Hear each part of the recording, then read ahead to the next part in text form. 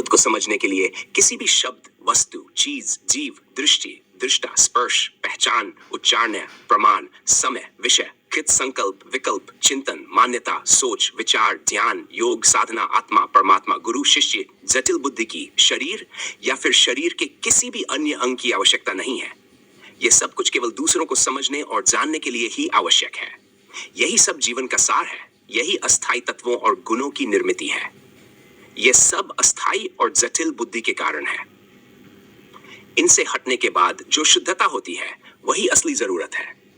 इसी कारण मैंने संपूर्ण अस्थायी और जटिल बुद्धि को निष्क्रिय कर दिया है और अब मैं पूरी निर्मलता में हूं। इसी निर्मलता में मेरी अनंत सूक्ष्मता और स्थायी ठहराव है, जहां मैं अपने स्थायी स्वरूप से रूबरू होकर यथार्थ में हूं। यहां मेरे अनंत सूक्ष्म स्वरूप के प्रतिबिंब का भी स्थान नहीं है। मेरी इसी सूक्ष्मता के प्रतिबिंब से ही समस्त अनंत अनंत विशाल भौतिक सृष्टि उत्पन्न हुई है, जो प्रत्येक कण में व्याप्त है, जो प्रत्येक जीव के हृदय में सांस के एहसास तक सीमित है। उसके आगे बुद्धि की क्रियाएं शुरू हो जाती हैं, जो अहंकार का अनुभव देती हैं।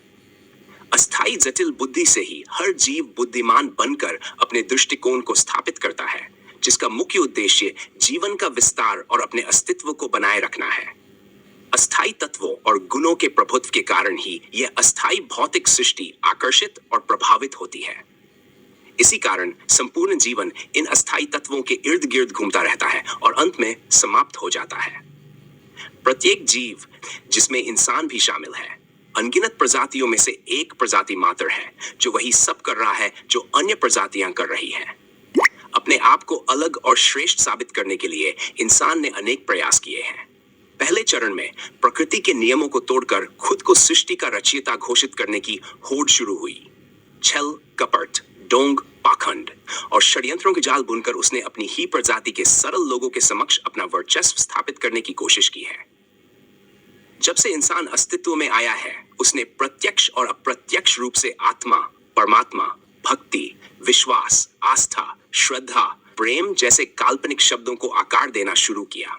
इनसे अपने अस्तित्व को स्थिर करने की उसकी रुचि बढ़ी और वह आज भी उसी प्रयास में लगा हुआ है।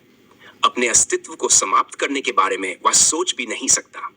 जिसने सदियों और जन्मों से अपने अस्तित्व को बनाए रखने की कोशिश की हो, वह इतनी जल्दी स्थायी सत्य को कैसे स्वीकार कर सकता है?